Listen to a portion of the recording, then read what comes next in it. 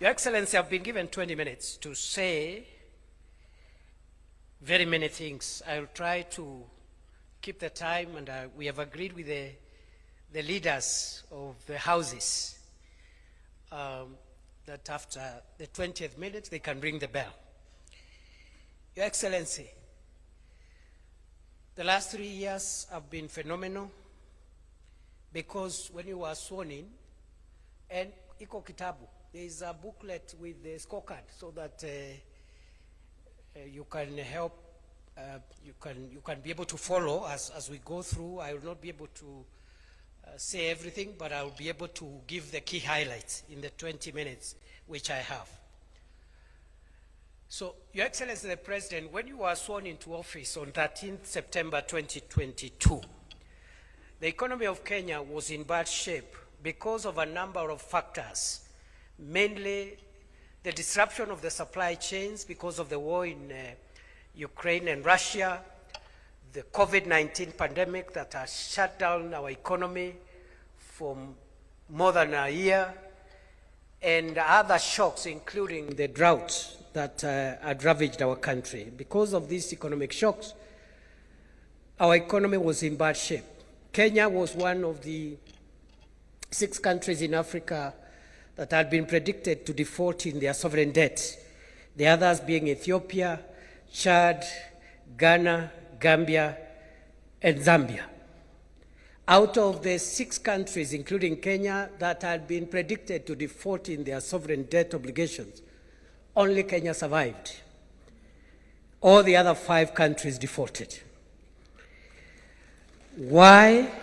Because immediately you were sworn in office, you made very difficult, painful, and unpopular decisions that helped bring our economy back on track, including negotiating a G2G arrangement for the supply of crude oil, which was not available in 2022 September. People were queuing to buy petrol. And we saw the escalation of costs of petrol, which is a big contributor to inflation. It kept on increasing until it reached a high of 2018 shillings a litre. Over the last 3 years, Your Excellency, through your leadership and with the support of the broad-based administration, we've been able to bring down a number of macroeconomic indicators that were affecting our economic environment. Number 1, prices of essential commodities that had skyrocketed and therefore influencing the cost of living negatively have been stabilized over time, including unga from 250. Today, unga from 138 shillings going forward, you'll get your unga depending on the type of unga that you want to consume. But from 138 shillings, you'll get your unga. Your Excellency, fuel which had gone as high as 217, 218 shillings a litre has been going down continuously. Over time, losing over 40 shillings. Today, we are at 178 a litre. Your Excellency, inflation, which was at 9.6% at that time, is now stable for more than a year. It has been somewhere between 3.5 and 4.5%, which is within the central bank preferred midpoint. The Central Bank of Kenya preferred midpoint for inflation is 5%, plus or minus 2.5%. We are below that CBK benchmark. Last month it was 4.3%. Again, congratulations, Your Excellency, because inflation, low inflation, and keeping inflation stable and low is one of the macroeconomic foundations on which our economy is going to be built going forward. Your Excellency, the exchange rate, the shilling was losing value every day. Over the last almost 1.5 years and more, we've been able to keep a stable exchange rate at 129 shillings, down from 162, 165 shillings in 2022. Your Excellency, congratulations. The Kenya shilling now has been rated as one of the most stable currencies in the world. The top 6 stable currencies in the world, the Kenya shilling is in that list. Your Excellency, over the last 3 years, again, due to difficult and popular but important decisions, we have now grown our cash reserve ratio. Our foreign exchange reserves have increased. In 2022, when you were being sworn in, people were booking dollars. Business people wanted to do export-import trade. They needed to pay for goods from overseas. They had to book dollars for dollars, and you could not get, if you ask for 10,000, they tell you we'll only get you 3,000 today. Next week we'll get you another 2,000, because we didn't have enough foreign exchange reserves. We have moved over the last 3 years, Your Excellency, under your leadership, from a low $5.7 billion US dollars, which is import cover for 2.5 months, to a historic high. I know the booklet says that we are at 12.3, but we have increased. The data from Central Bank on Thursday, we have hit a historic high, 14.6 billion US dollars, equivalent to 1.9 trillion Kenya shillings in foreign exchange reserve. Import cover of 6.2 towards 7 months of import cover. Kimani Ishungwa is an accountant. He's telling me it's not 6.2, it's 7 months import cover. Meaning even if the economy of Kenya was shut down for 7 months, we will still conduct our affairs without disrupting international trade, our export and import trade. This is historic. We've never been there before. Your Excellency, sir, on the economy, the other indicators are also looking good. I've talked about the strength of the currency. I've talked about low inflation. I've talked about the cash reserve ratio. I also want to talk about national savings. For 62 years, we had only saved 320 billion through NSSF. Okay? I know in the booklet, national savings comes as the last point, but I decided to bring it forward because it's part of the economic fundamentals that influence our macroeconomic stability. For 60 years, we only had savings through NSSF of 320 billion. In the last 3 years, in fact, 2 years, because we changed the law, again, courtesy of Parliament, we started implementing the law that Parliament passed 2 years ago. We have saved an additional 370 billion in 2 years. Today, savings stand at 690 billion Kenya shillings, projected to hit the 1 trillion shilling mark by the end of next year. Again, historic, because we have more than doubled our national savings in 2 years compared to what we had saved for 62 years. Your Excellency, all these macroeconomic indicators point to a better Kenya, a stronger economy. No wonder all the ratings of the Kenyan economy by international credit rating agencies have been positive on Kenya. From Standard & Poor to Moody's, Kenya now has been upgraded to somewhere between B3, B-, a stable economy by sovereign credit rating companies which are global and therefore are not politically inclined. And therefore, this macroeconomic heavy lifting has taken us a bit of time, but we're in good place now. Going forward, the remaining part is easier because now we now move into the realm of microeconomics, that is putting money into the pockets of individual citizens, creating jobs and income opportunities, and also employment, jobs, household incomes, and that is where the other programs that we have rolled out are going to take us, as we are going to see.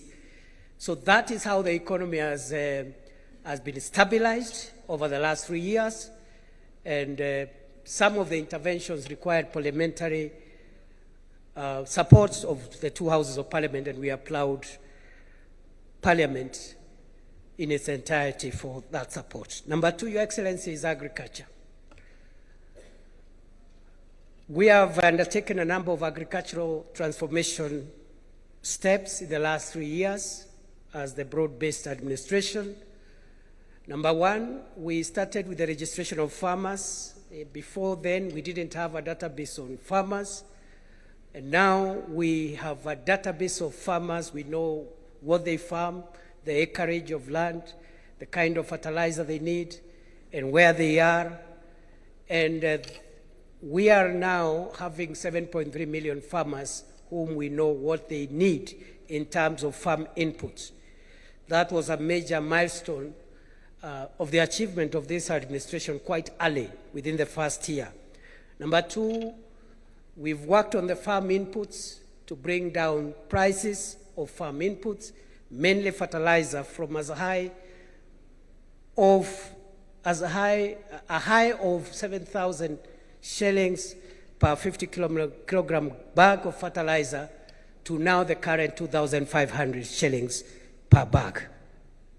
We've also subsidized certified seeds to make them more affordable, and the result of these interventions have been to improve productivity in agriculture.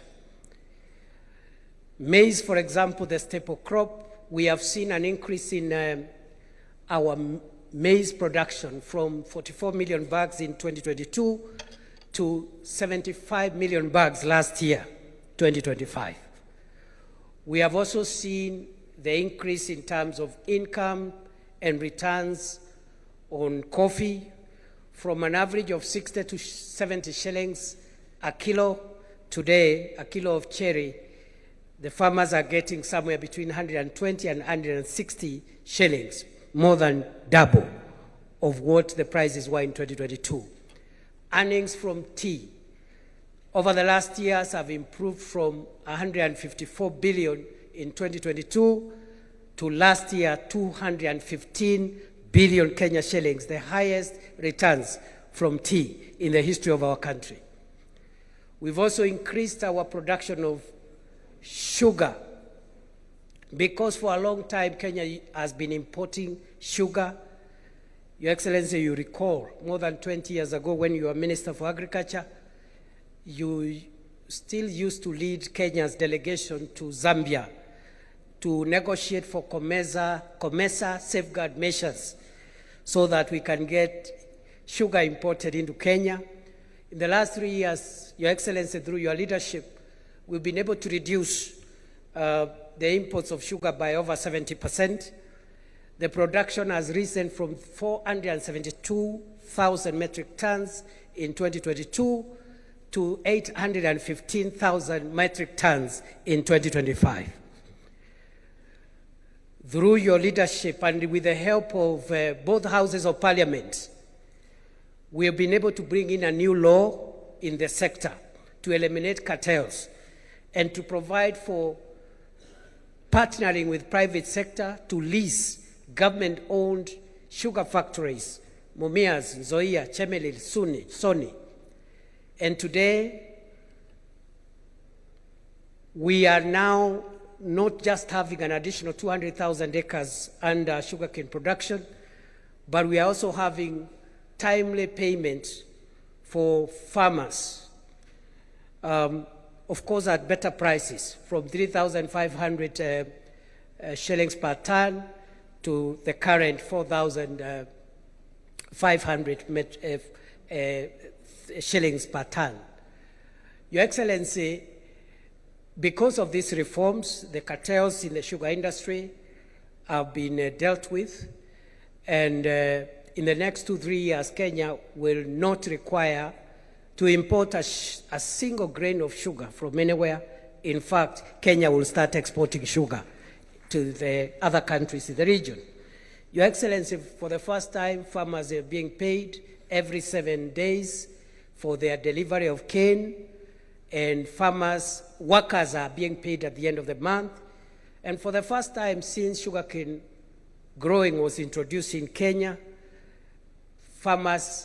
sugarcane farmers are earning bonus, as you yourself has presided over the issuance of bonus in Mumias, and I'm sure for the other sugar factories, the bonuses should be coming at the end of the year. So that is what we've done for sugarcane. And in terms of milk production, Your Excellency, we've been able to increase production from 4.6 billion liters in 2022 to 5.3 billion liters last year. Our exports of dairy products have also increased by 92% to last year's 9.4 billion shillings worth of exports of dairy products. Your Excellency, we have also in the livestock sector been able to start installing milk coolers to provide longevity for milk and avoid wasting milk, which has been going bad. But also we have vaccinated 7.9 animals. We have also been able to increase our meat exports, which were 12.9 billion shillings last year. And we are also almost completing the Kenya Leather Industrial Park in Kenanie, which will bring value addition into the livestock sector and make more income and returns for pastoralists and livestock keepers. Your Excellency, sir, I can also highlight a few things we've done in the blue economy because of the counties in the coast and counties around Lake Victoria that depend on blue economy. We are building fish landing sites from Waepe near Lungalunga all the way to Mokowe in Lamu, Kipini, Kichwa Chakati in between, and we are also giving grants to beach management units. We've already disbursed 3.2 billion shillings to beach management units to support fishermen. We are buying boats. The small boats are already in place. What is being procured now are the high sea or deep sea fishing boats, and we are collaborating with county government to fasten that procurement so that we can have boats that can go into the deep sea and bring better fish and more valuable fish. We are also, we've completed the Shimoni fish port, 2.6 billion shillings. We've completed a big mariculture center in Shimoni at 1.4 billion. We are building Kabonyo Aquaculture Center of Excellence around Lake Victoria, 1.3 billion. We have landing sites around Lake Victoria from Migori all the way to Mukoba in Busia and all the other places in between. We have finished the Paya in Homa Bay, the fish markets in Homa Bay, the fish market in Kidongo in Mombasa. We have also done the lab, fish quality lab in Mombasa. It's almost complete, and the one in Kisumu is also 55% complete. We are also providing pond liners and cages for fish cage farming, and also providing predator nets to encourage inland fish farming. So, Your Excellency, I know that booklet has omitted that blue economy thing, so we'll improve and maybe, because that's an area also we've done very well. Number 3, Your Excellency, universal health. Universal health, Your Excellency, when you came to office, the first thing that this government did was to promote primary health care by employing community health promoters, 107,831 of them, who continue to be our foot soldiers to encourage people to live well, to try and detect complicated diseases before they become chronic, like diabetes, sugar-related diseases, pressure-related diseases, in partnership with county governments. I must also thank Your Excellency the same way I thank the members of the National Assembly and senators. I must thank the governors of the Republic of Kenya, because they have supported every program where we have partnered between the county governments and the national government. There has been zero resistance, there has been zero politics, because we are used to the past politics of fighting devolution, and any input from the national government to the county governments has been embraced by the county governors and the county governments wholesomely. I commend the county governors of Kenya for their patriotism. Your Excellency, under universal health care, as of this morning, we have registered 29.8 million Kenyans into Taifa Care, which is historic, because we are coming from 7 million shillings, 7 million Kenyans under NHIF. You can imagine from 7 million to 29.8. I think in the next 2 weeks, we will reach the 30 million mark. I can see the governor of Mombasa. Mombasa continues to lead. As of this morning, 932,000 residents of Mombasa out of 1,190,000, 78% are enrolled under Taifa Care. I see the other governors are trying to incite me to also mention. I will not name them, but the top 5 counties, for purposes of record, is Mombasa, followed by Bomet, followed by Elgeyo Marakwet, followed by Kirinyaga, and Tharaka Nithi closes the top 5. Your Excellency, it's only that we are in a formal meeting. I would have asked that question.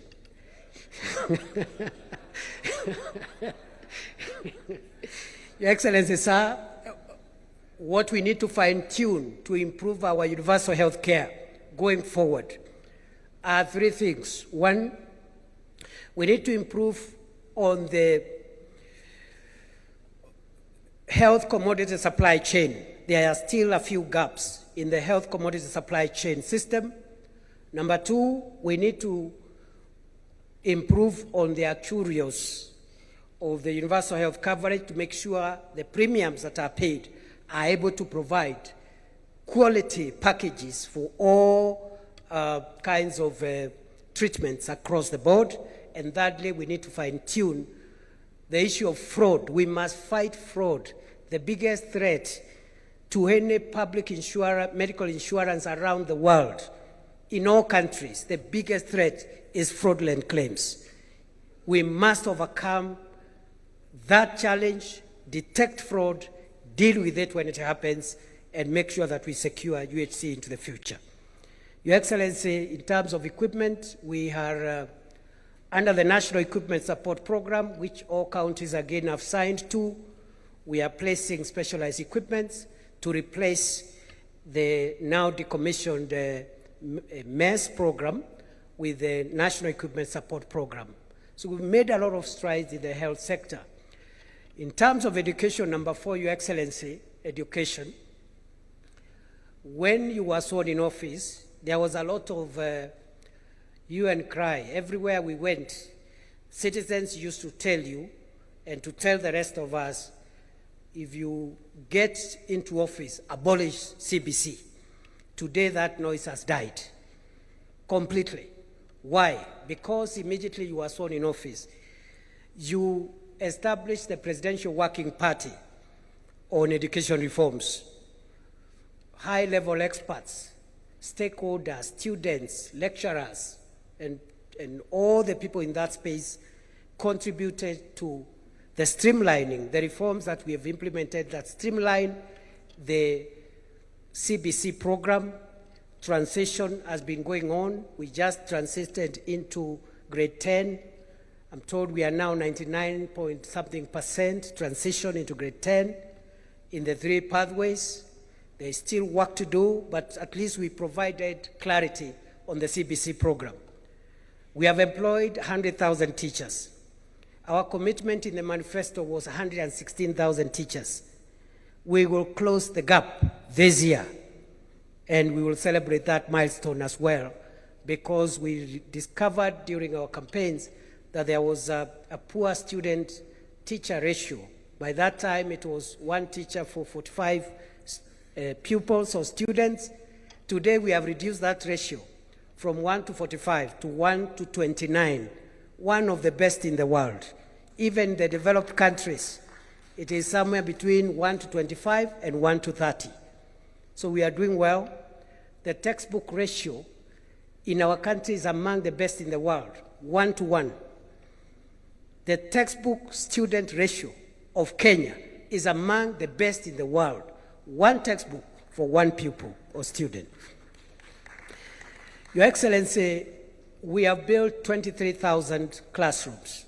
7,000 of those classrooms have been built by members of parliament from the National Assembly through CDF.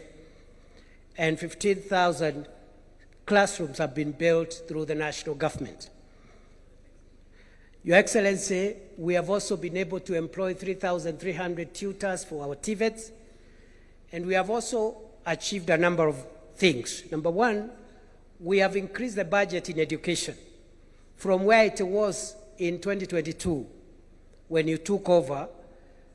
The education budget was 500 billion. Last year, it was 702 billion. This year, it will be 738 billion. Going forward, we also have increased capitation for universities. Funding for our universities has moved from 45 billion in 2022 to 82 billion last year. Funding for the Higher Education Loans Board to provide loans has increased from 17 billion in 2022 to 41 billion last year. In terms of tertiary education, Your Excellency, what have we done? Number one, we have increased enrollment because when you came to office, there were more students in universities than in tertiary institutions, which is it's not the way it should be. There should be more students at the lower levels, including tertiary institutions, and less in the university. We are trying to correct that anomaly.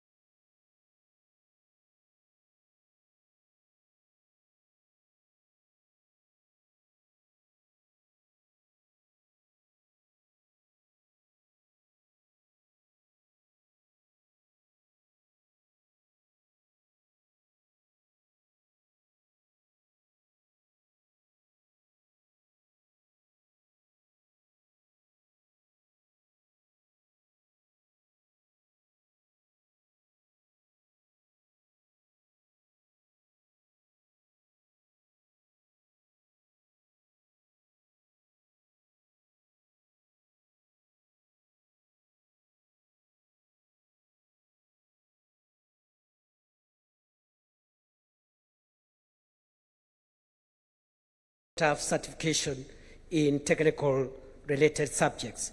That's what we have done on education. That's number 4. I'm not doing so well. Number 5, Your Excellency, is infrastructure. And infrastructure, I'll speak about 4 things. One is the roads program that I had stalled. In 2022, many roads had stalled because of lack of money. Those roads stalled in 2019, 2020, 2021. There was no money. When you were sworn in office, President William Ruto, we had pending bills in the road sector of about 190 billion. Those bills were verified and they came to 177 billion. They have all been paid. The 177 billion of pending bills has been cleared by the broad-based administration. And thanks to Parliament, because they helped us pass some of the regulations that has helped us have innovative financing models and securitizing part of the fuel levy to be able to clear those bills. In the last 3 years, we have completed 2,143 kilometers of road. With the clearance of pending bills, 6,000 kilometers of new roads or stalled roads, which roads which are stalled, 6,000 kilometers are now being built across the country. And Your Excellency, as I travel around this country, I really get impressed.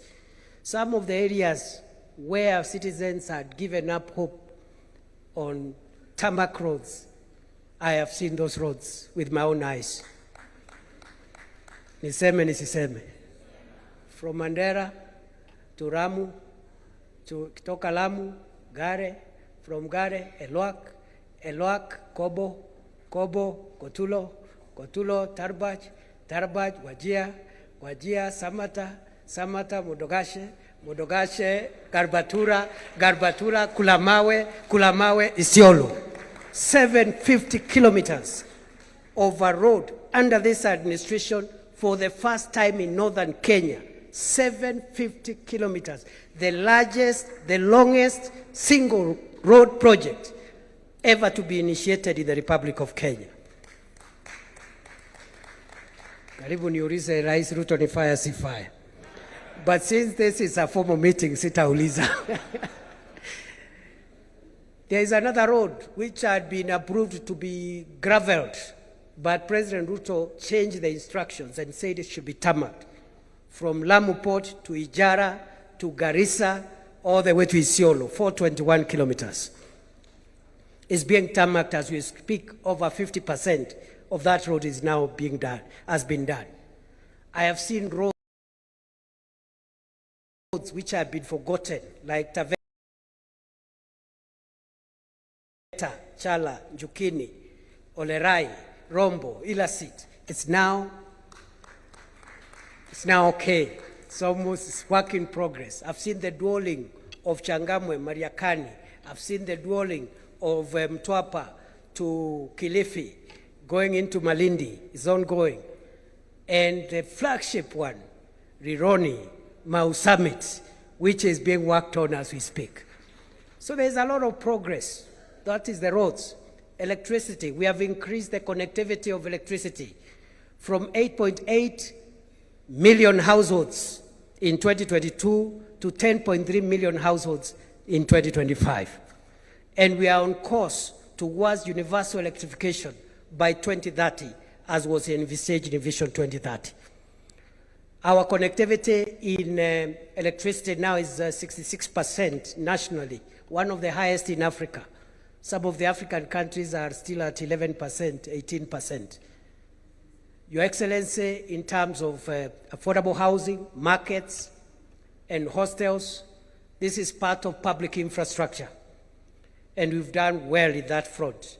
230 active sites in 44 counties. Contracts now approaching, with the new contracts that are being signed now, we are approaching 800 billion of contracts under affordable housing, markets, and hostels. Already,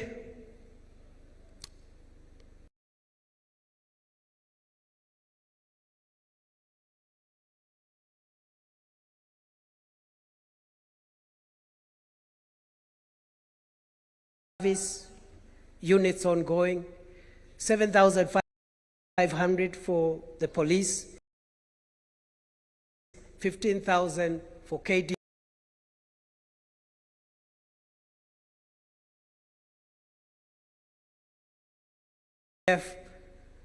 and the list is long. That is what we've been able to achieve under affordable housing, markets, hostels, and institutional building space. So in infrastructure, I will also put in ICT achievements. What have we done in the last 3 years? 30,000 kilometers of fiber optic connectivity, 316 ICT hubs complete and are being used. Another 400 under construction, ICT hubs. We have business process outsourcing centers which are operational. One is in Tatu City and a few others. We also have, in that space of ICT, we have distributed 20,000 devices, computers, in many of our ICT hubs. That is what we've done in infrastructure. Number 6, jobs. Very quickly, this affordable housing, hostels, and markets program has created 500,000 jobs. The target is to reach 1 million jobs by the end of the year. The ICT hubs and the Kazi Mtandaoni program, 300,000 jobs. Other than the 500,000 jobs in the housing and hostel space, we have Climate Works, which has created opportunities for 142,000 young people, starting with the Nairobi River project, but also in other projects. Your Excellency, we have Kazi Kwa Ground, and the Kazi Kwa Ground is the 100,000 teachers you have employed. It is the 500,000 teachers and affordable housing and hostels. It is the 142,000 climate works. It is in 10,000 security officers recruited in the last 3 years, the police, the military, and it is also in the many other recruitments we are doing in the public sector and the many opportunities created in the private sector because the economy is recovering. Kazi Kwa Ground. Under the Kazi Mtandaoni, I have said 300,000 people, young people are working. Under Kazi Maju, 538,000 young people working abroad under Kazi Maju. And they have not gone there by chance or by trial and error. It's because of deliberate government interventions. Which ones?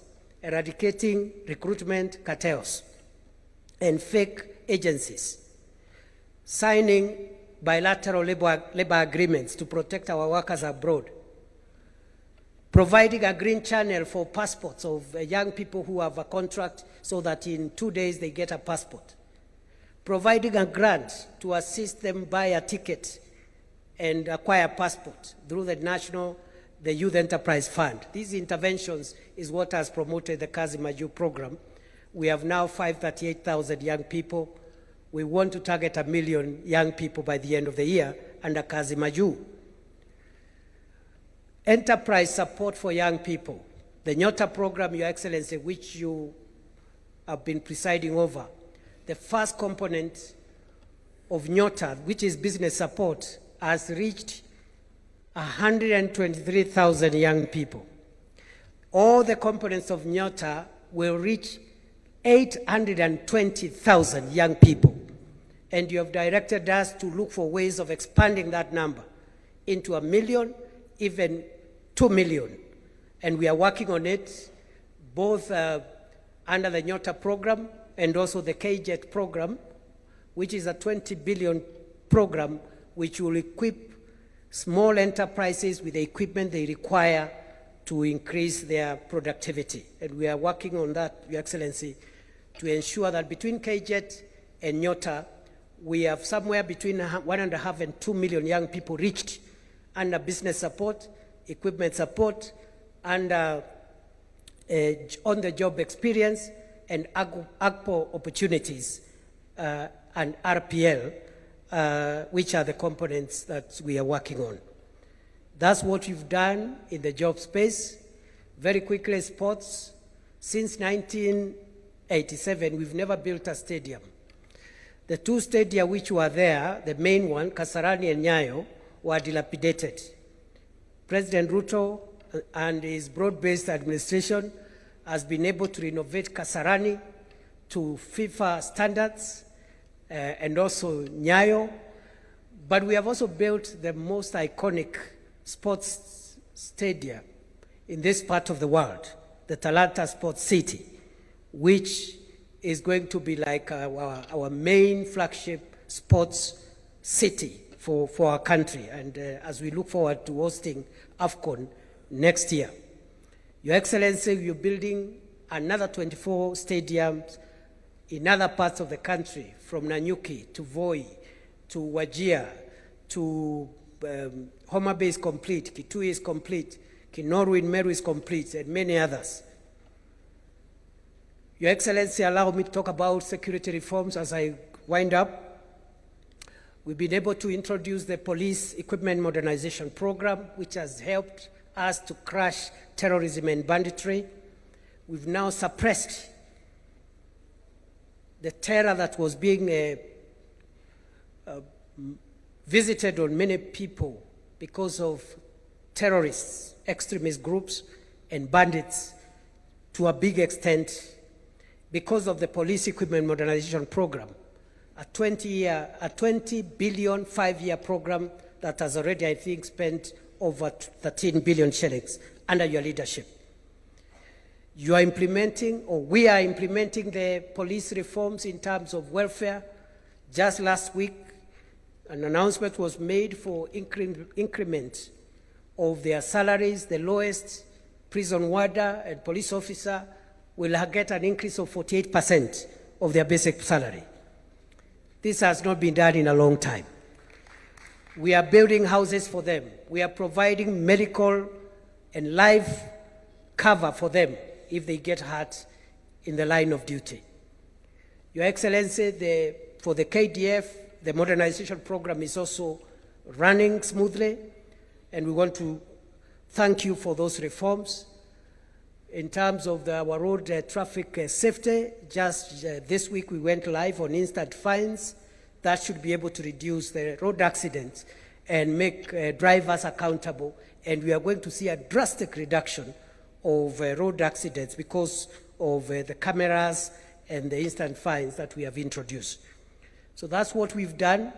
Allow me to end, Your Excellency. I know I've exceeded my time. I don't know why the leaders have not rung the bell.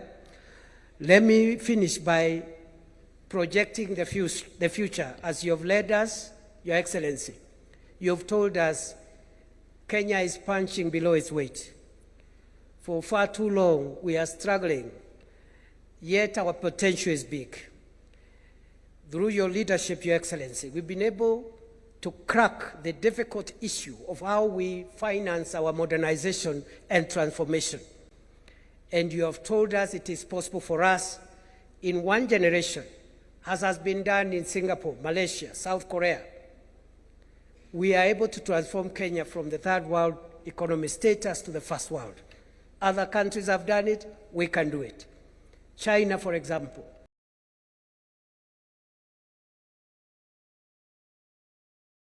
pulled 800 million people from poverty in 40 years, between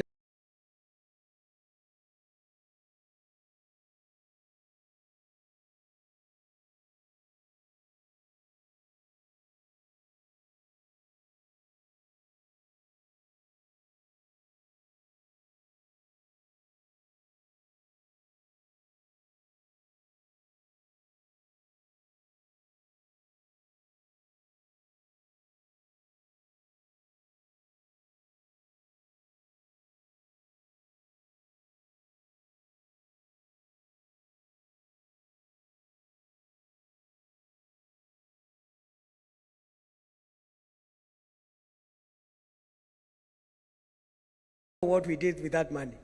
We've showed Kenya Re before, we don't know what we did with that money. The money now we are offloading from some of our assets goes into this fund to define our future. More roads, 28,000 kilometers of new roads, 2,500 kilometers of dual carriageway,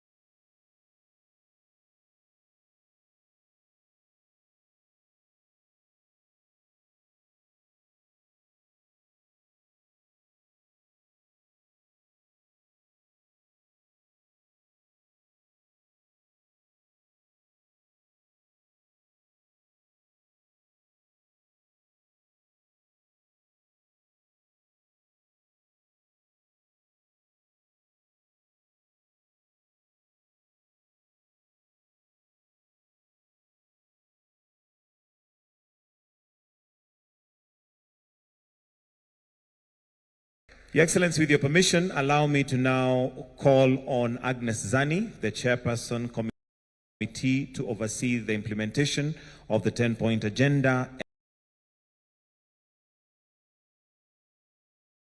and the NADCO report. Let's give her a warm welcome as she gets on stage. Thank you very much. Your Excellency, the President of the Republic of Kenya, Dr. William Samoei Ruto, and the Principal of UDA, Honorable Oburu Oginga, the Principal of ODM, Deputy President, Your Excellency, present, Cabinet Secretaries present, Excellency Governors present, Members of Parliament, Joint Committee. We stand at a very important time in the transformation of Kenya. We've just had a very detailed report that has been given by the Deputy President. We are coming in as the committee that was tasked to look at specific aspects of that development, just an aspect of it, which is the 10-point agenda. Because of time, I will not go into what the 10-point agenda is, because very shortly, we'll go into its implementation. I just want to state here that when we talk about the implementation of the 10-point agenda, it is ongoing, has been ongoing for a very long time, and will keep ongoing because it sets the path for a developmentalist agenda, for a transformative agenda that changes this country forever. We are the players for that particular process at this time. We need to be able to ensure that we can change our economic, our social, our political development, and make changes that are very, very critical. We are one of the countries with the largest percentage of the youth badge who need the space to be able to develop. Therefore, this 10-point agenda should not just be seen as a 10-point agenda. Indeed, it sets a policy framework for how we can progress this country by looking at the various aspects. We're looking at aspects of job creation, for example, and youth employment, financial extension, infrastructural development. And it's very, very important, as the Deputy President has said, that we've been able to put into place the National Infrastructural Fund, which will help us put our funds together, maintain and pool our sovereign wealth funds, use public-private partnerships to make these changes. Why am I mentioning this? Because this is a significant change. Once we have infrastructural change across the board, all these other deliverables will fit into place. Other countries have done it. Why can't we? Nigeria has this sort of fund, started in 2011, Ghana 2014, we have India 2015, and Canada also has this particular fund. So it is possible for us to make this progress. What have we come in to do as the committee to oversee the implementation of the 10-point agenda and the NADCO report? The NADCO report 2013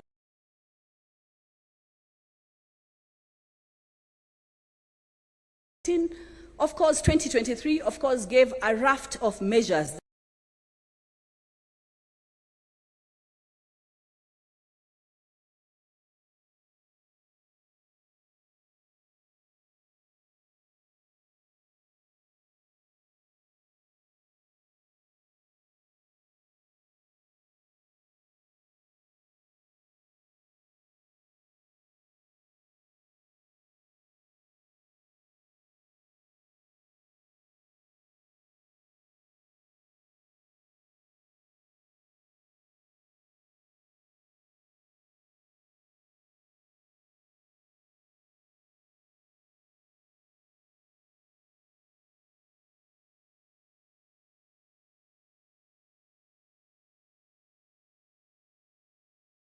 of the President, we have the various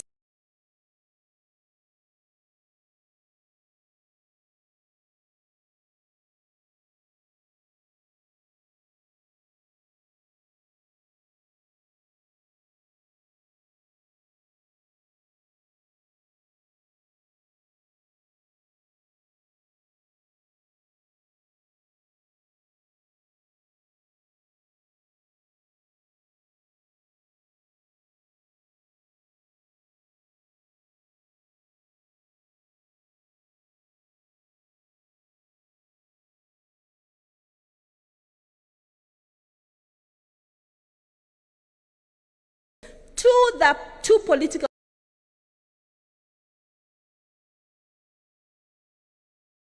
parties, ODM and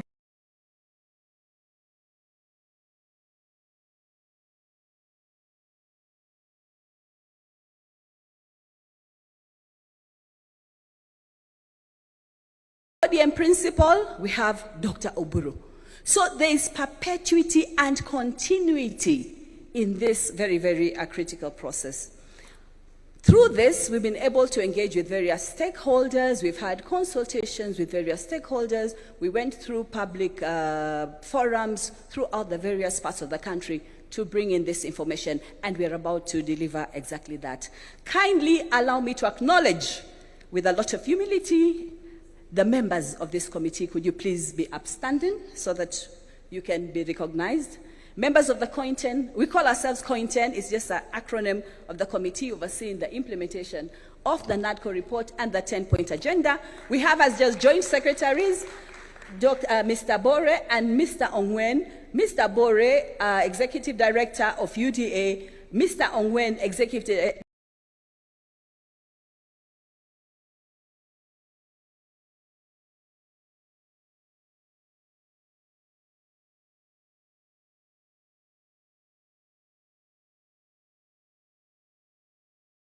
Director of ODM. On the far end,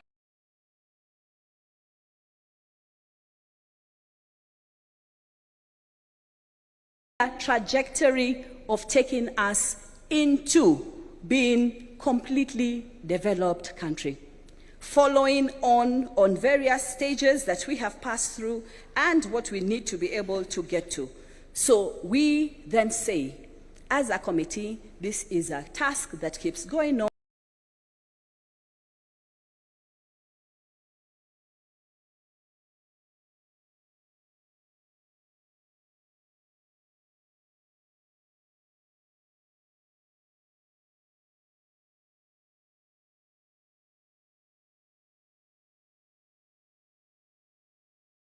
It is a task that is very, very critical.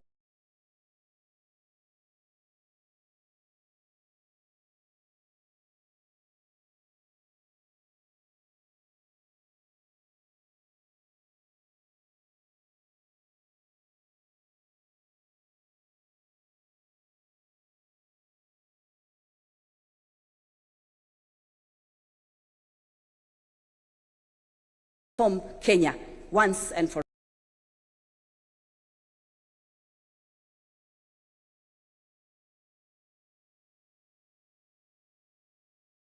all. Thank you very much.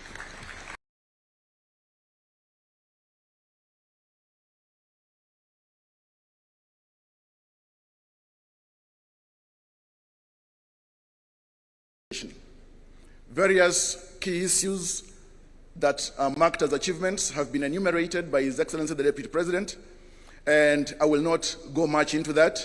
And given that all of us here have got copies of this 10-point agenda, I'll only make brief highlights under each section. The building of a nation is a project that never comes to an end, and that is why His Excellency President William Ruto has committed to put in place critical measures to ensure that Kenya moves forward, and as he has spoken numerous times, to move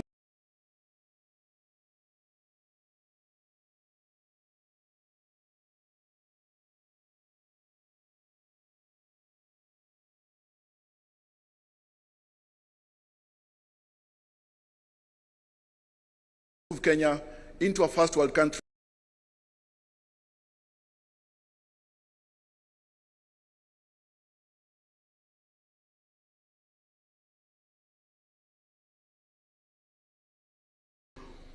And also following the challenges that bedeviled this country, we had UDA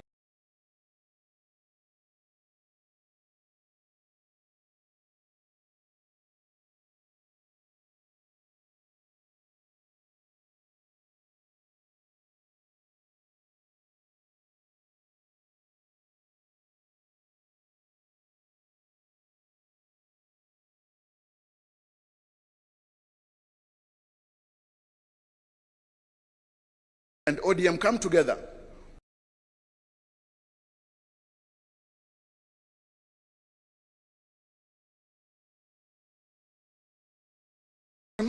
stopping wastage of public resources, protecting and promoting sovereignty of the people,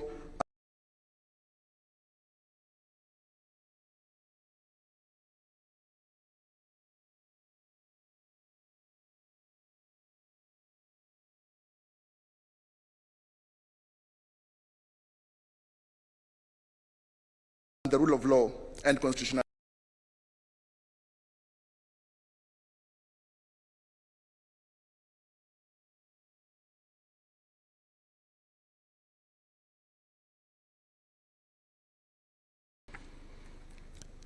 The Parliament received 9 bills from NADCO,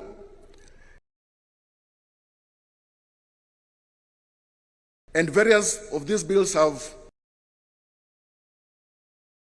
been considered and at various stages of implementation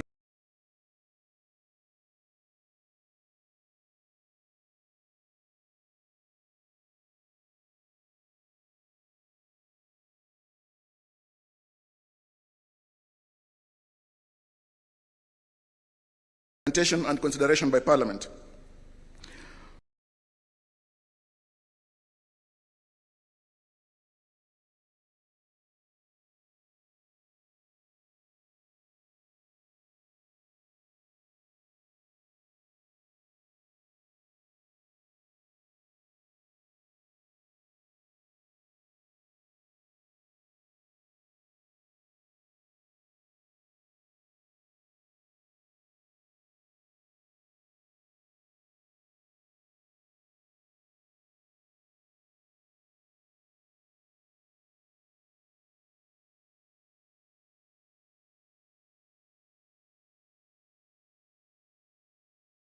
The National Assembly and the Senate get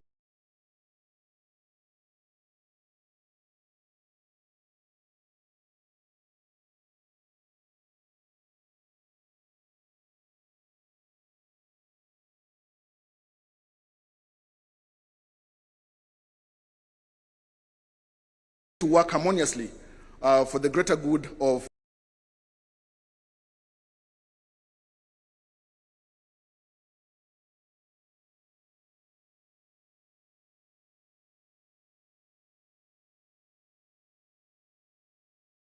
President. The launch of the National Policy on Ethnic Minorities and Marginalized Communities was done in 2025, December, by His Excellency the President. 500 million shillings scholarship program has been railroaded by the same policy.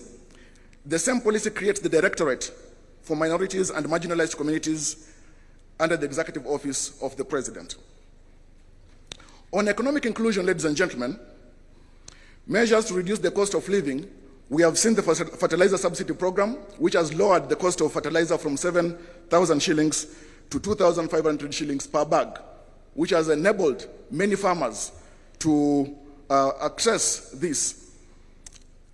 There's 14% reduction in fuel prices and exchange rate gains, which has lowered production, and many Kenyans are now able to travel to work, production by various industries. The costs have gone down, a key success by the broad-based government. Ladies and gentlemen, there is presently the timely payment of social protection stipends by the government alongside salaries. This is done in a very timely way compared to how it used to be in the past, where there were serious delays. And then it has also been streamlined such that it has weeded out fraud.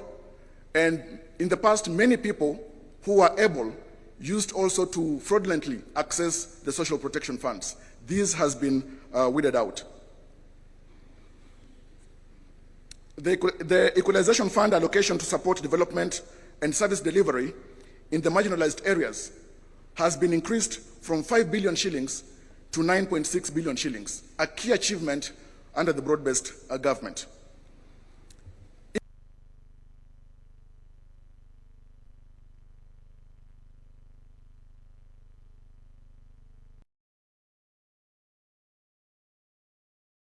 Million, as the Deputy President has indicated, to 29.8 million beneficiaries to date. And this is a key achievement that is on record under the broad-based government.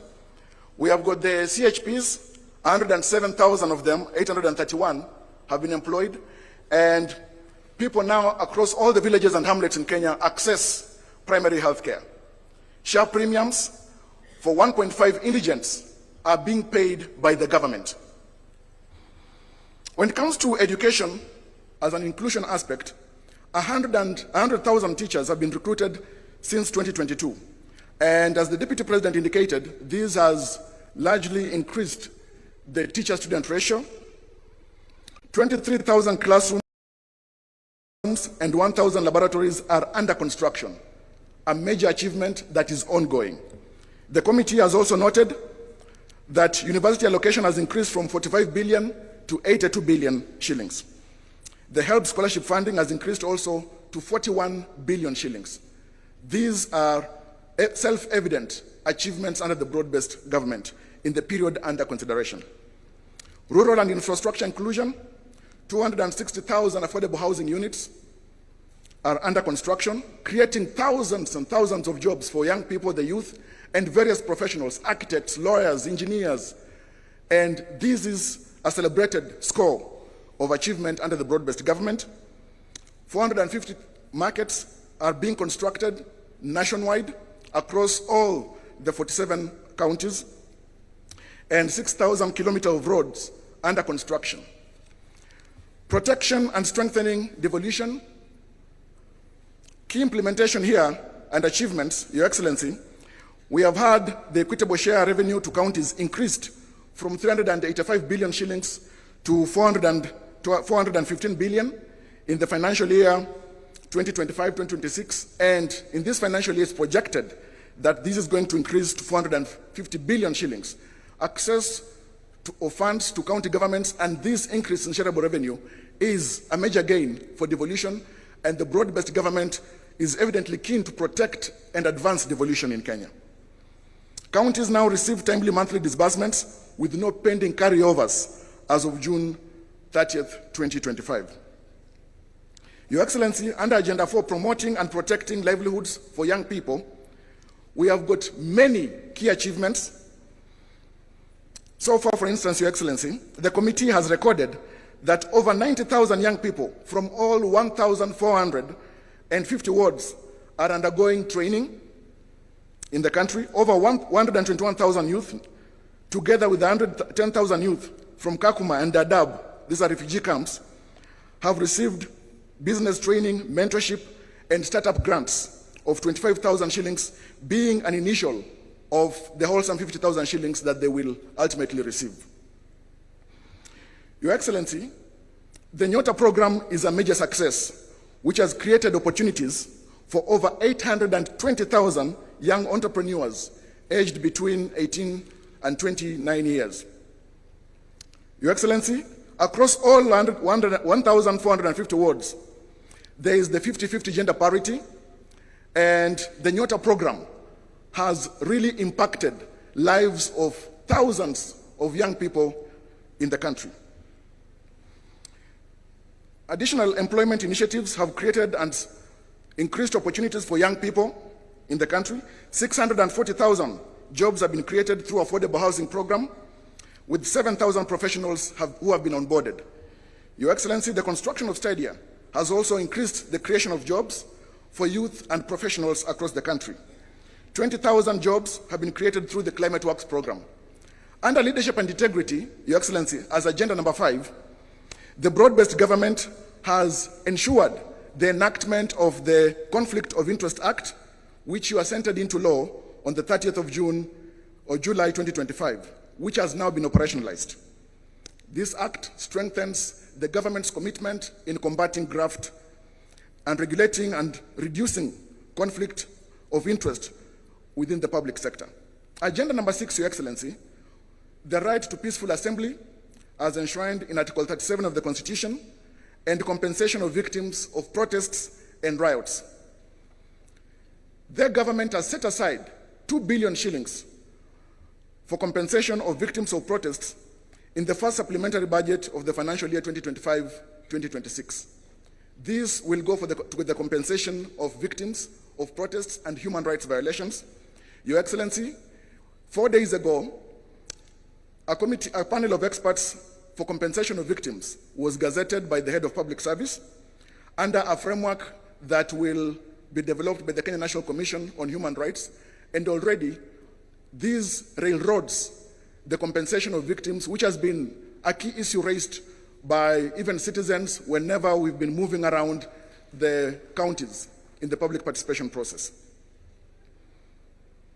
From 2023 to 2025, IPOA has handled 820 cases of alleged police misconduct during public order management, securing convictions for 35 cases involving 49 officers, and recommending disciplinary action against 30 officers. This has been done by IPOA. The demonstration bill, which sought to restrict the right to assembly of protesters, was withdrawn. This was initially intended to curtail the rights. The Ministry of Interior and National Administration has issued policy directives limiting excessive use of force and strengthening training and retooling of police officers for lawful crowd management. Agenda number 7, Your Excellency, national debt.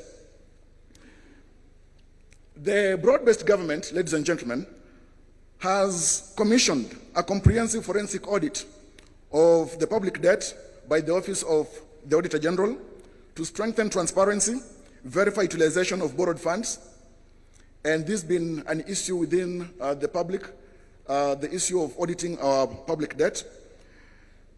The broad-based government as well has reduced reliance on external borrowing by exploring innovative financing mechanisms.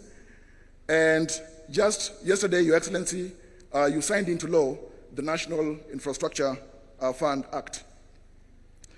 Through liability management, the broad-based government has reorganized national debt portfolio to reduce financing risks and minimize the risk of default. There is greater emphasis placed on mobilizing domestic revenue, and this is ongoing under the broad-based government. Ladies and gentlemen, Your Excellency, I'll move to the agenda number 8 on the fight against corruption. As I've indicated, the Conflict of Interest Act is now operational, and this is a great effort toward combating graft, which is politically carcinogenic in the country. There is the adoption of the e-government procurement system, which has digitized the entire procurement framework, and from planning, this enhances transparency, accountability, and ensures digital footprints in the procurement process, Your Excellency. Over 23,000 government services have been digitized on each citizen. This has eliminated cash payments across government and middlemen, reducing corruption risks and increasing revenue collection by the government up to date. Your Excellency, the Money Laundering and Combating of Terrorism Financing Laws Amendment Act was assented into law on 17th of June 2025, a great effort as well in strengthening the legal framework combating illicit flow of funds in Kenya, and has supported the exit of Kenya from the grey list of the Financial Action Task Force. Your Excellency, the implementation of the zero-based budgeting has enhanced fiscal discipline and accountability by requiring justification of all public expenditures. The single treasury account system has consolidated government cash collection and management, improved transparency and transaction costs, and minimized idle funds in commercial banks. Your Excellency, as I move towards the end, agenda number 9, stopping of wastage of public resources and promoting of government efficiency. Austerity measures have been put in place, including the removal of budgets, initially in the office of the First Lady, the spouse of the Deputy President, and the spouse of the Prime Cabinet Secretary. A 12-month freeze has been put in place for purchase of government vehicles, except security sector vehicles. There is the zero-based budgeting in the financial year 2025-2026, requiring all public expenditure to be justified, as I've indicated. And then presently, the passports processing, the national ID cards processing, all of them have been reduced from 1 month to 1 week improving access to these services by the citizens of Kenya, and reducing corruption. Agenda number 10, Your Excellency, protecting and promoting sovereignty of the people, the rule of law, and constitutionalism. The broad-based government, under your leadership, Your Excellency, has facilitated the judiciary to ensure there is the recruitment of judicial officers. We recently saw the recruitment of 11 Court of Appeal judges, High Court judges. The recruitment process has been ongoing, as well as the magistrates, to improve case handling, reduce backlog of cases, and access to justice by Kenyans. Judicial mobility has been strengthened through the support of the executive to procure vehicles for judicial officers. There is the support to ensure the national e-filing system, which has been implemented, enabling paperless court processes, remote case filing, and virtual hearings. And as we are in the second quarter of the 21st century, utility and dependence on technology is unavoidable. The judiciary as well has achieved near compliance with the 2/3 gender rule, with the 332 women judges and magistrates representing 47% of the bench. To ensure the adherence to the rule of law, the government has adherence to court orders and all decisions of the courts under the broad-based government and under the leadership of His Excellency President William Ruto. Ladies and gentlemen, the committee has made a few key recommendations, which I will speak to briefly. There is need to ensure that the bills that are still pending at various stages in Parliament are fast-tracked. The committee recommends the formation of a broad-based mediation committee between the Senate and the National Assembly to fast-track consideration of those outstanding bills. This committee also urges Parliament to expedite and conclude outstanding NADCO bills within 90 days. To enhance realization of the constitutional rights under Article 37, the Kenya National Commission on Human Rights should spearhead legislation to safeguard protesters while protecting livelihoods and property. To fast-track the Natural Resources Amendment Bill 2022, to provide legal framework for equitable distribution of revenues from natural resources among national government, county governments, and local communities, this bill should also be fast-tracked for implementation.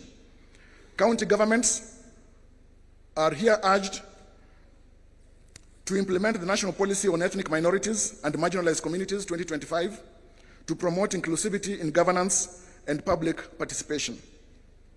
The Attorney General should propose amendments to Section 108 and Section 109 of the County Governments Act 2012 to make county integrated development plans, the CIDPs, long-term plans to be 10-year plans, and sectoral plans to be mid-term plans of 5 years to ensure completion of legacy projects across electoral cycles. This recommendation is to try and make white elephants across county governments to be a thing of the past.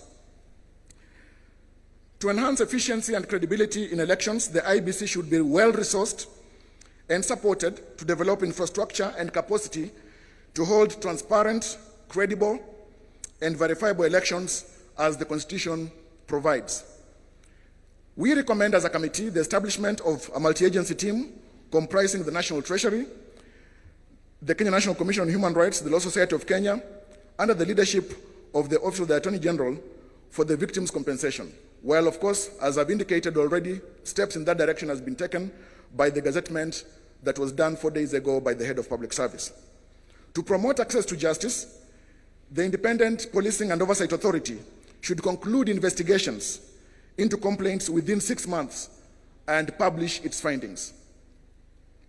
To ensure timely accountability, prosecution and determination of ethics and corruption cases by mandated institutions must be completed within 6 months. Lastly, Your Excellency, the Kenya National Police Service should be well-resourced and supported to strengthen continuous training and retooling of the police for effective crowd management in accordance with the rule of law. Your Excellency, we thank you so much for the time and the responsibility that you have given this committee, And we thank the broad-based government for the support that it has given and continues to give this committee to the completion of its duty. I thank you so much. Thank you. A hearty clap for Javas Bigambo. Your Excellency, it is now my pleasure to invite back His Excellency, the Deputy President, to progress with the program. Karibu, Wana DP.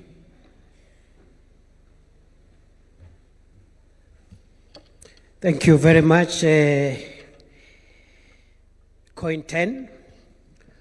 Your Excellency, in the interest of time, we will run the rest of the program very fast because today is a parliamentary day. And this being a PG, I'm sure the two houses will want to proceed early. Your Excellency, the party leader of UDA, Your Excellency, the party leader of ODM, I will request Professor Nyang' Nyong'o, my academic senior, to come and say two things here in 2 minutes based on the presentation of the 10-point agenda, maybe on devolution and compensation of victims. 2 minutes for Professor Peter Anyang' Nyong'o. A round of applause.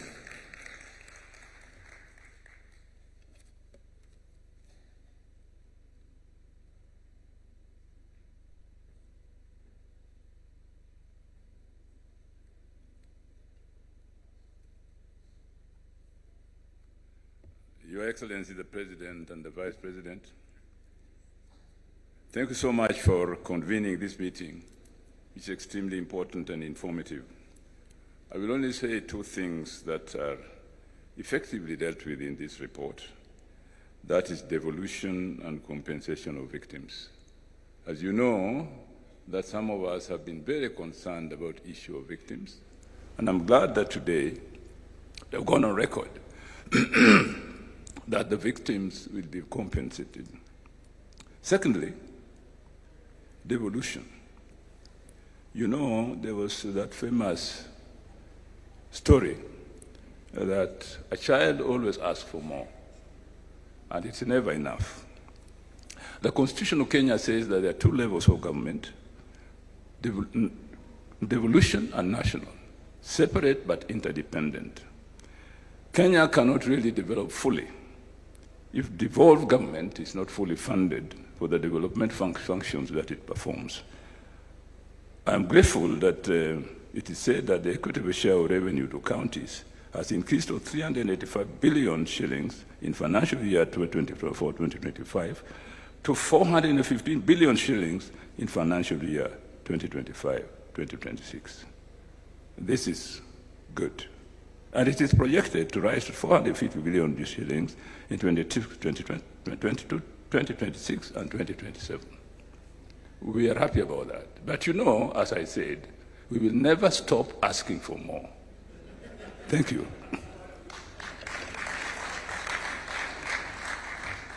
Thank you, Prof. Thank you very much. Your Excellency, the next item, before I call ODM party leader and then invite you, I want to announce after those keynote addresses, we shall have a short plenary of about 15 minutes so that a few of us also can say a few things. Starting with the chair, COG, I see a good turn-up of governors here. We appreciate you, and then we'll have a few other members. I have the permission of the House leaders of the two houses of parliament to run the plenary as a retired leader of majority. Because of time, they have asked me to manage so that as many of us as possible can say something. Your Excellency, sir, it's now my honor and privilege to invite our leader, the leader of ODM, the Honorable Senator Oburu Oginga, Daktari, youth leader. Na kwa sababu anatafuta power, na mimi ni fireman, leo ni fire power. Karibu leader, karibu. Let's appreciate our leader, Senator Oburu.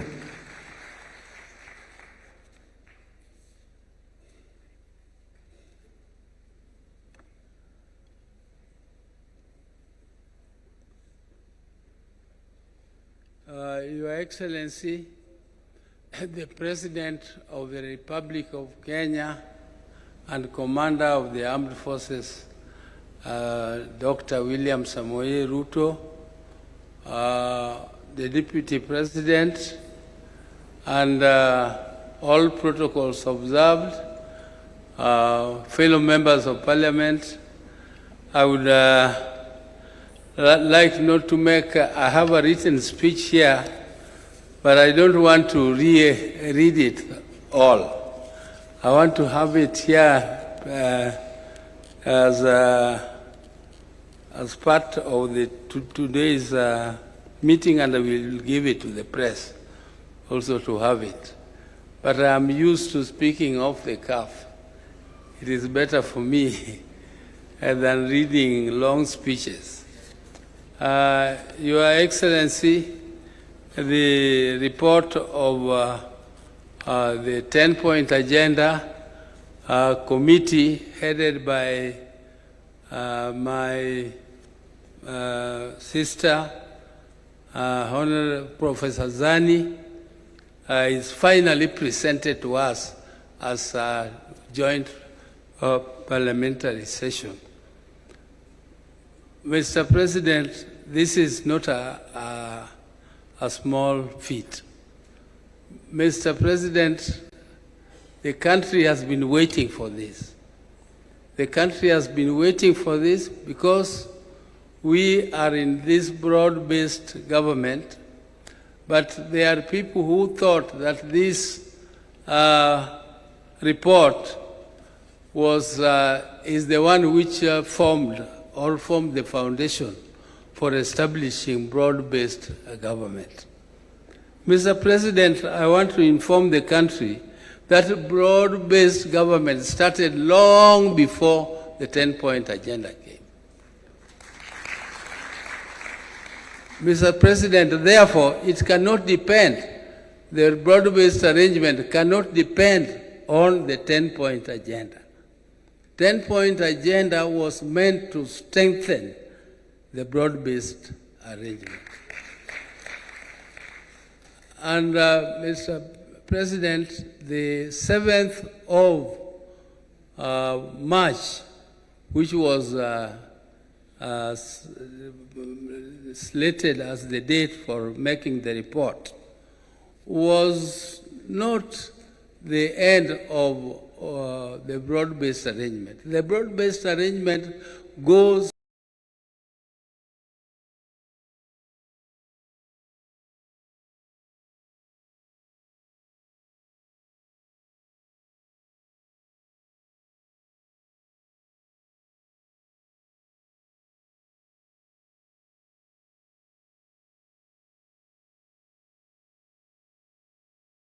up to 2027.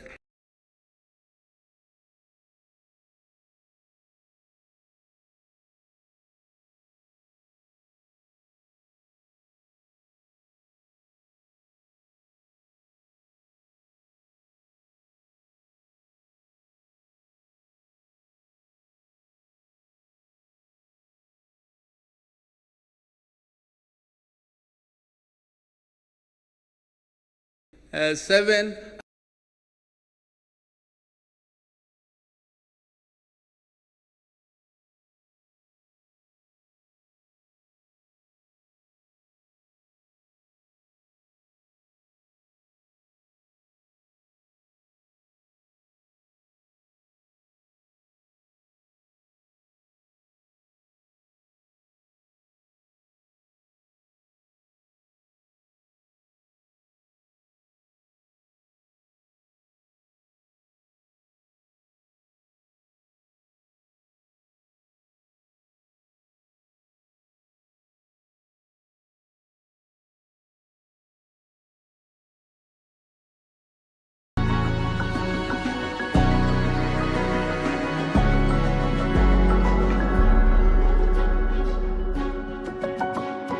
society, and by abiding by that, what we are saying is that those who violate the law, those who violate the Constitution should be punished. They should be punished. But we really don't want to trap our people that you employ them in police and then tomorrow you have not trained them well and you jail them. That is not the intention of the Constitution. We want our police to be professional, but for now we are going to compensate those who lost their lives. Compensation of life is not something which you can do. You cannot replace a life. You cannot compensate it. There's no cost to it. It is just to give some, to give some pole to the people who lost their loved ones. And if pole for those who were injured in those demonstrations. It is not to compensate. It is, even though we call it compensation, but you cannot compensate life. So those who thought that, who were saying that there is nothing absolutely which has been done on the 10-point agenda, shame on them. Shame on them, because you can see there is a lot which has been done and there is a lot which is still remaining to be done. I am very, very impressed, particularly by the agenda of infrastructure. The infrastructure is the game changer, and that is game changer for the whole world. If you go to these countries, we are saying we want to go to Canaan through Singapore. That Singapore used exactly the same methods we are using, including the infrastructure fund, including this infrastructure fund which the president signed into law yesterday. And it is infrastructure, infrastructure, infrastructure. That's what we said as a party, as ODM. If we continue to implement these infrastructural projects, the major ones like the SGR through Kericho to Kisii, Kisumu, and up to Malaba and Busia, is a big game changer. This big road, which is connecting us with Uganda from Rironi, is a big game changer. And I was so impressed by the report about Northeastern. Northeastern Kenya is regarded to be an arid and semi-arid land. But there is a lot of wealth there. The country concentrated on what was called the high potential areas. But they left the north, which has all the minerals. It has all the animals. We need to take big abattoirs there and take meat to Saudi. A small country like Botswana has become very rich just because of exporting meat. Why? And we have ignored that area. Instead of opening it up, it is left as a security area. I mean, why should it be a security risk? If you have infrastructure, police will have all the ways of moving freely through that area, and we tap all the resources, including the mineral resources. There is a lot of water there which is going to wastage. You leave water to go into the ocean, and then you don't tap it, and after a short while, your animals die, and including people dying because of lack of water. And yet there is a lot of water. The dams, you heard this report of how many dams, the many dams which are to be built. There is one which is going particularly to our area there. It's called Soin Dam. Once the Soin Dam is done, it is going to produce electricity. It is going to be used for irrigation. It is going to be used for controlling floods, which occur every year, and we regard it as emergency. It is emergency. How can something which occurs every year be regarded as an emergency? How is it an emergency? And you know it will come.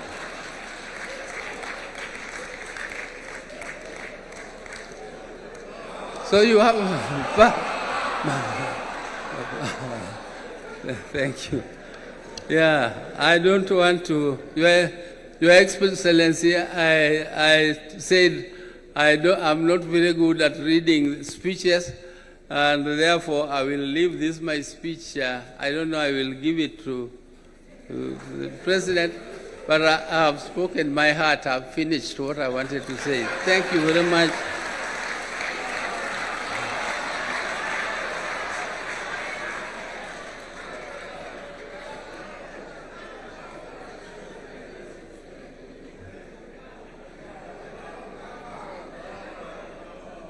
The power, see power.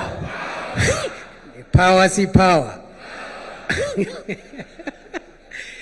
Let me now invite, as Mzee sits down, allow me to announce the following.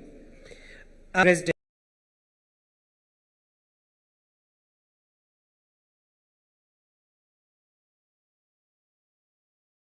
as his keynote address, a few of us will say a few things very quickly by way of plenary, and I'm going to manage that so that we finish early. And then after that, there will be a closing reading of resolution by the two Secretary Generals of ODM and UDA, respectively. On that note, it is now my pleasure to invite His Excellency President William Ruto, Party Leader of UDA, and Leader of the Broad-Based Administration. The power, see power.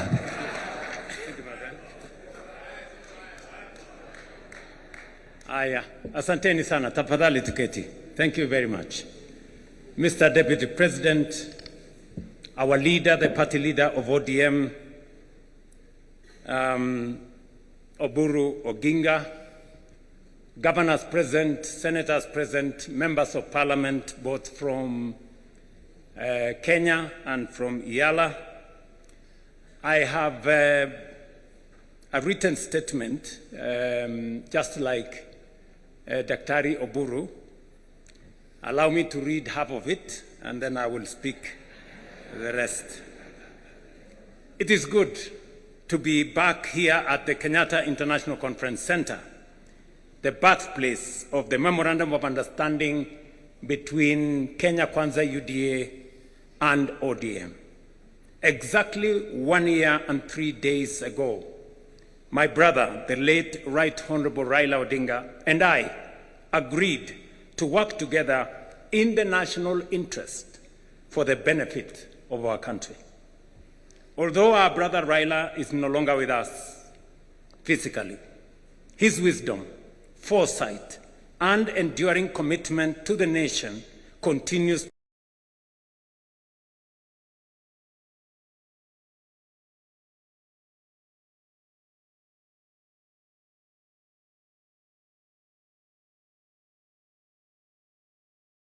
remain steadfast in upholding the principles Raila Odinga stood for. Together, we honor Raila's legacy through our continued commitment to the ideals he championed for the unity and advancement of our country. Our coming together 1 year ago was guided by one overriding objective: to stabilize our country and to address long-standing socioeconomic and political challenges.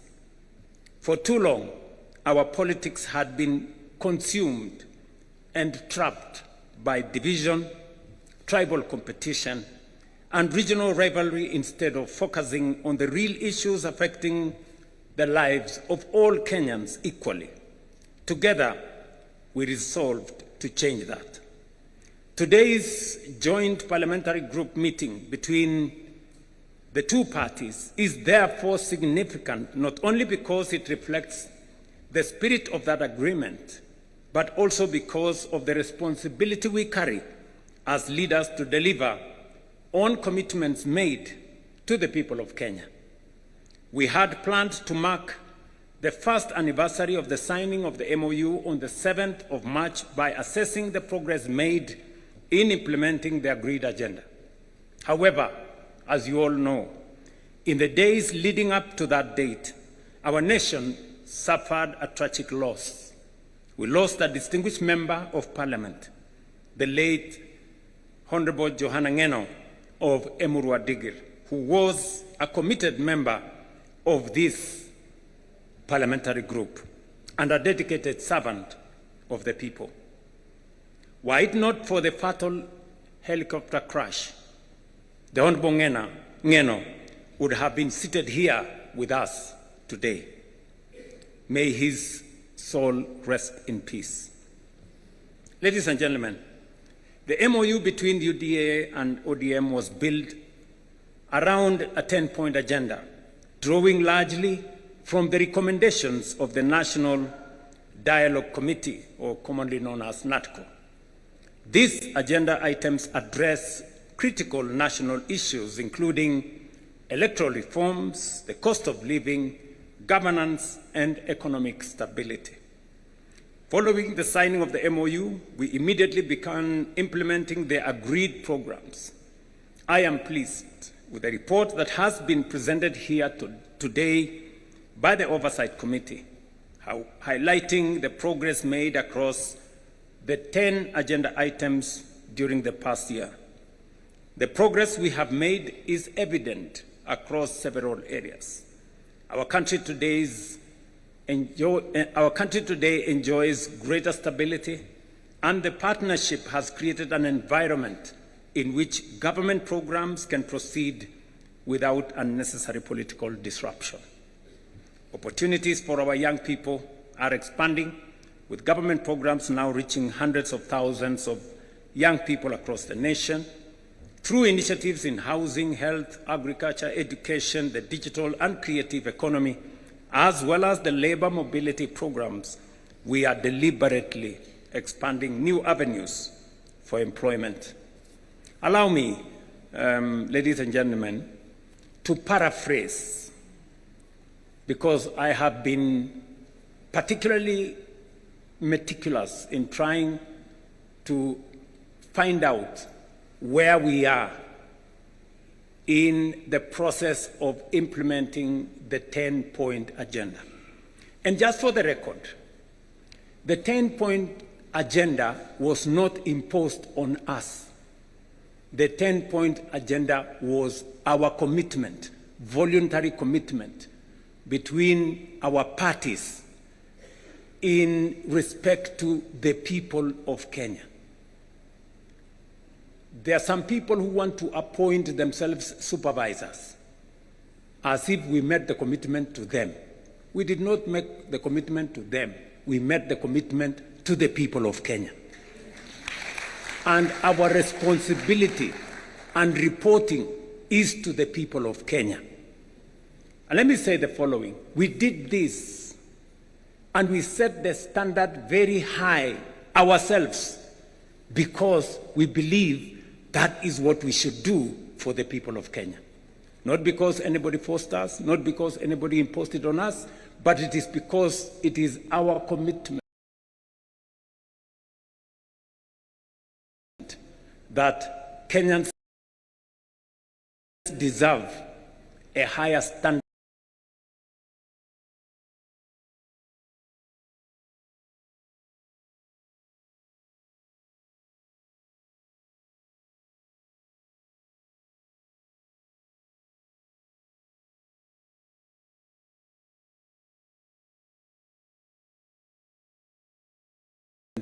of commissioners to the IEBC.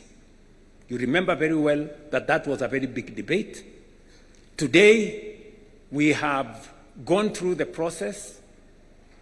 The court processes have been dispensed with, and today we have a functioning Independent Electoral and Boundaries Commission. It has already conducted several by-elections. And as a show of confidence in this broad-based administration, all the parliamentary elections that have been held have been won by broad-based. I said all of them. Yes. Just for good record, and we are not. Yeah, hatusemi. Yeah, that's what it is. Yeah, those are the facts. In fact, the last by-elections that were held, of the 4 seats that were in contest, Broad-Based won all of them. Again, for good record. But that is not what I'm trying to say here. I'm trying to say that we are faithful to our commitment on matters to do with legislation that is there in Parliament. We know there has been back and forth between the 2 houses. We will be recommending in this PG that we have a broad-based negotiating team. One that is going to sit with both houses of Parliament, comprising membership from both houses of Parliament. Because if broad-based decides, Parliament will decide. Is that true? Yes. Because we have the numbers to drive it through both houses of Parliament. So I want us to raise the standard a bit so that we establish a broad-based negotiating committee or mediation committee to assist us on all the items that have been presented for legislation in Parliament by NADCO. One has already been dispensed with. The matter of NGCDF. The courts have given direction, and therefore the legislation that had been presented to Parliament is now what the lawyers called factors of issue. I mean, it's been dispensed with. So we now need to pick on what the directions court has given to do the rest of the funds. Let me speak specifically to some 6 or 7 critical issues that I have distilled from the report that was presented to us, especially on those 6 or 7 issues. Number one is inclusivity, and especially the matter of cost of living. The people of Kenya have spoken with clarity on how they want our country to be much more inclusive and for us to be able to have a society that leaves nobody behind. We have done 5 issues on this subject of inclusivity and cost of living. Number one, we now have a policy on the marginalized in Kenya. We have provided bursaries for their children. We have provided many other interventions that will assist minorities, people who are perceived to be marginalized, for them to be brought into the bracket and so that they are not left behind. We have deliberately dealt on matters that finally dictate cost of living. And there are 4 matters that dictate cost of living: cost of food, cost of fuel, because it influences our transport, the cost Kenyans pay for healthcare, and the cost Kenyans pay for their children to go to school. We have addressed all the 5 issues. Number one, on food inflation, on matters to do with food, we have transformed our agricultural sector. We can confidently stand here and say we did, over the last year or 2 years, we have produced more maize, we have produced more tea, more coffee, more sugarcane, and the whole productivity space has risen. It is the reason why today the prices of unga are different from what they were in 2022.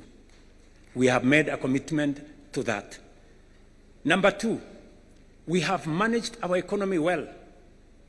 That is why fuel inflation has come down. Cost of fuel was 218 at some point per liter. It has come down by almost 30%. And it is because we have taken deliberate steps to stabilize our currency and to make sure that we don't pay more for fuel because our currency is not behaving. We have done the third thing. On matters to do with school fees, you all remember we have undertaken education reform. We've raised the budget for education from 500 billion. This financial year, it was 702 billion. The budget that we're going to read in July is 765 billion. Why are we raising resources on matters education? Because we are putting more money in making sure that every child goes to school.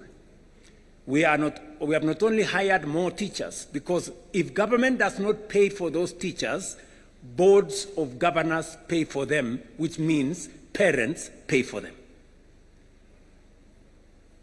We've hired more teachers to lift up the burden on parents from paying board of governors teachers. Number two, we have reduced fees for our university and TVET institutions by between 10 and 40%. The committees on education are here.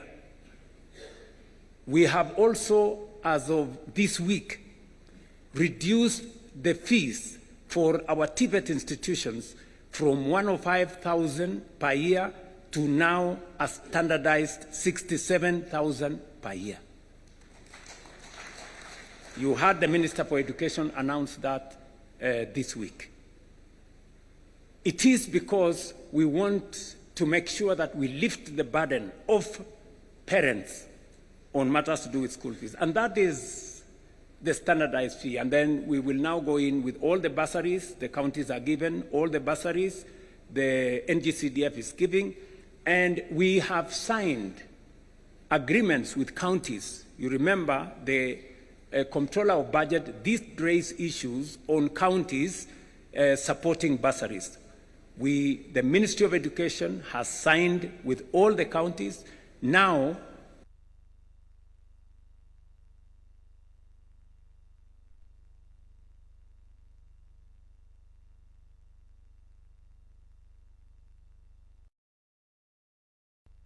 on parents on matters to do with the education of their children.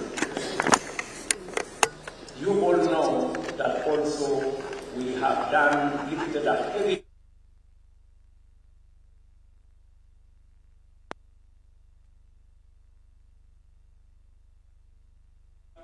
we are actually closing to 30. I think by next week or the week after, 30 million Kenyans will have health insurance.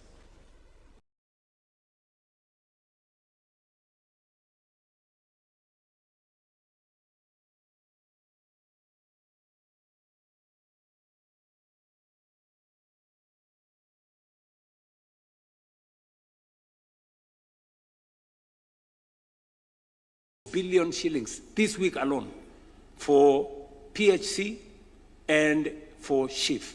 This week alone.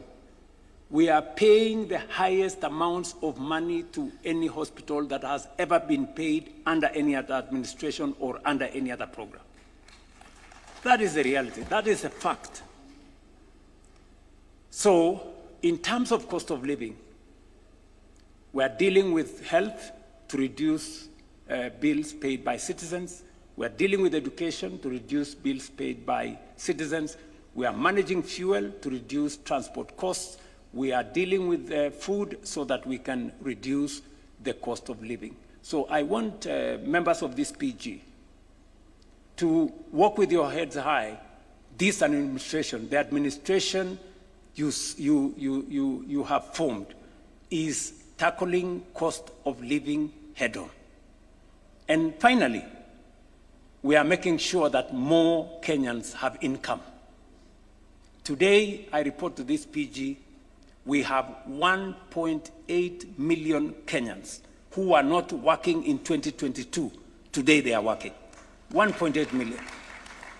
640,000 in our housing program, 540,000 in export of labor, 300,000 in our digital platform. We have close to 820,000 under our Nyota program. 120,000 of them, we have given them grants. And I have been to those meetings in person.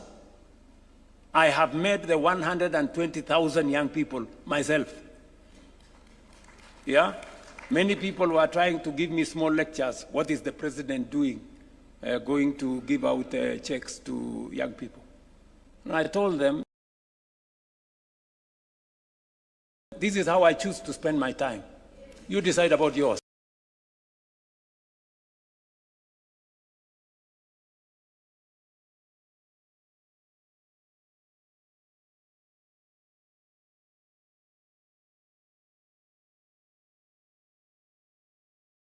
We are discussing with our partners to look at opportunities to expand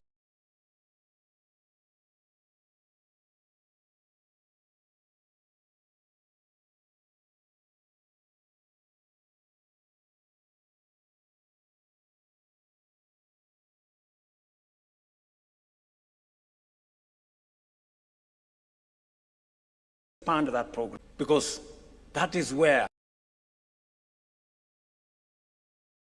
the heaviest load of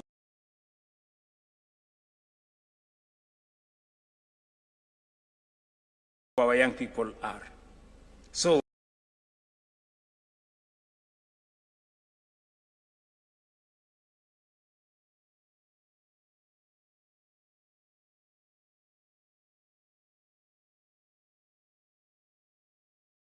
that was hiking costs because the cost of fuel has gone up. We have dealt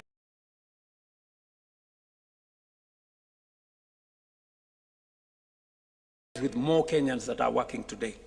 That is dealing with cost of living head on. And that is what we are doing together with you guys. Devolution is a principle we committed ourselves. In the 10-point agenda, we said we must be deliberate about devolution, because devolution is the single most important instrument. In fact, it is the heart of the new constitution, making sure that resources and the power to decide on those resources goes to the grassroots. What have we done on devolution ever since we agreed on this 10-point agenda? Number one, we committed that we are going to increase the shareable revenue. Last year, we increased 30 billion from 385 to 415 billion. This year, we are going to increase from 415 billion by another